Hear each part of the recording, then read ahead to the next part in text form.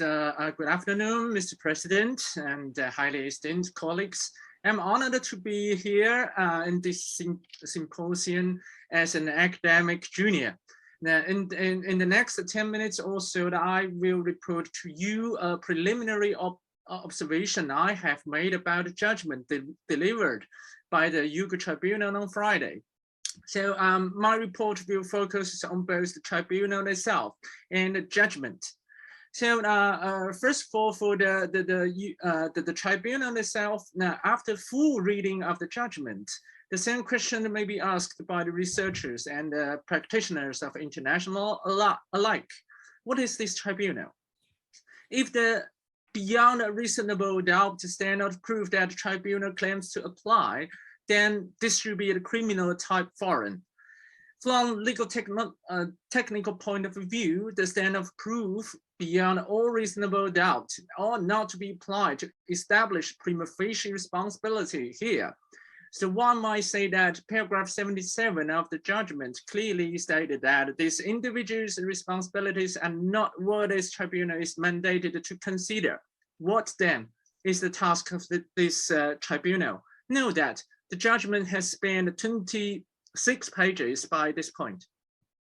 One may also argue that in the introduction of the judgment, when paragraph 1, 2 of 1 and 4 were read in conjunction, it becomes clear that this judgment primarily concerned China's state responsibility for the alleged genocide, crimes against humanity, and torture. This is also manifested in paragraphs 7 to 11 of the introduction of this judgment, where the tribunal said that its main task is to determine whether the PRC has been and is attacking with the intent of destroying a part or parts of its own population. If that were the case, then the tribunal would be a judicial body akin to the ICJ.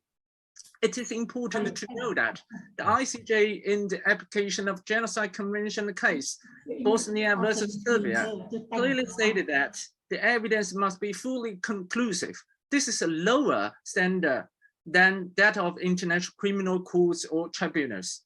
Bearing in mind that the tribunal has declared that it will not make any modifications to international law in existence. However, my preliminary observation is that this tribunal is attempting to a bold venture in this regard to create a hybrid tribunal. And clearly, what this entails is beyond the capacity of this tribunal, both in theory and in reality. It may also be pointed out that paragraph 5 seemed to indicate that the tribunal acted also as if it were a fact-finding body. The tribunal somewhat recognized this in paragraph 13 of this judgment. Such body, the fact-finding bodies, as this is often found in international human rights law, and one can locate them in the UN Human Rights Charter mechanisms and treaty mechanisms. The mandate of such bodies reveals that they are not empowered to make any legal judgments or even to make attributions in the sense of the law of state responsibility for the acts in question.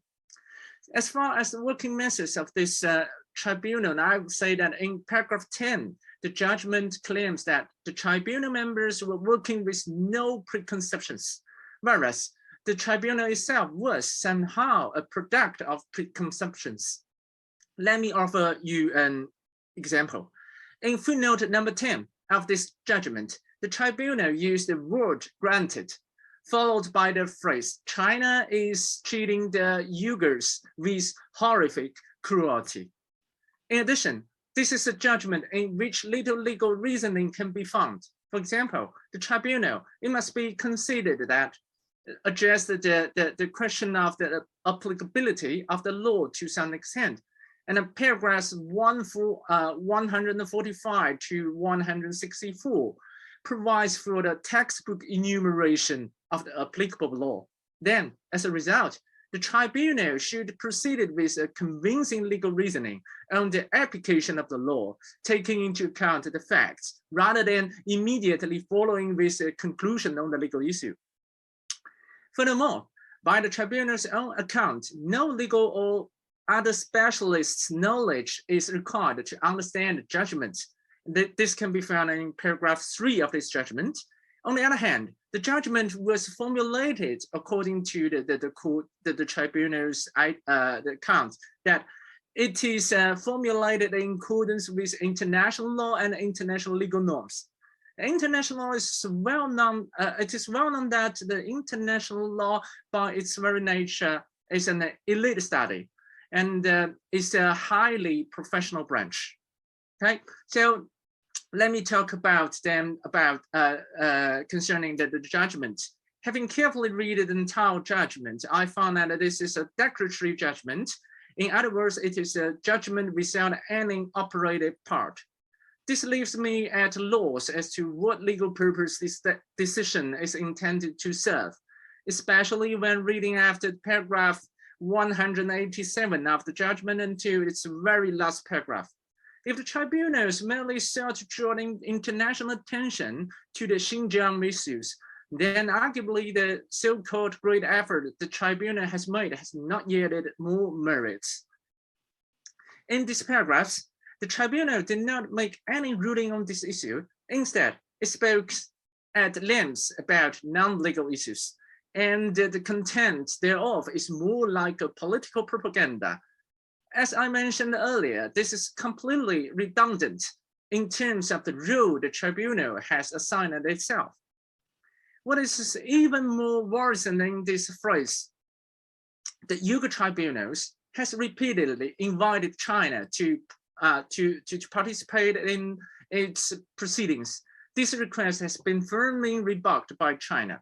China's refusal in itself cannot justify anything I should say in honest, especially not any legitimacy, legal or otherwise, that this tribunal may derive from it. But it seems to convey a certain disturbing sense of political accusation against China. And for the structure of the judgment, this is a structurally incomplete judgment. At least the judgment failed to answer the following question that should have been included in it. Who are the parties to this case? And in particular, the complainants? If complainants do exist, perhaps only the tribunal knows who they are. Then what exactly were the claims? Are individuals who provide witness evidence within the scope of who the tribunal considers to be complainants? Many more questions can be asked regarding this area like this. So for another concern that I have is the substantive content of the judgment. Whether the same sort of acts to which different pieces of evidence point were evaluated rapidly in law, the tribunal did not specify how it applies these evidences, but simply asserted generally that the tribunal, having reviewed all evidence and made primary finding of fact, considered blah, blah, blah, blah. It should be noted that there are many similarities between the genocide and other legal concepts that bear racial characteristics, such as racial discrimination, apartheid, ethnic cleansing, and etc. Please note that here, it is not suggested that China's alleged acts would constitute violations of international law to which these similar concepts refer. They should be examined with great caution. This is also the attitude that current international theory and practice adheres to. In its judgment, the tribunal has recognized that genocide as a concept with a high risk of being inappropriately applied. For example, in footnote number 10, given that the tribunal has claimed from time to time to be working in accordance with international law and international legal norms. Nevertheless, the reasoning of the judgment leading to the conclusion about genocide is absent. I'm afraid that the same holds true for other allegations, for example, the crimes against humanity and the torture.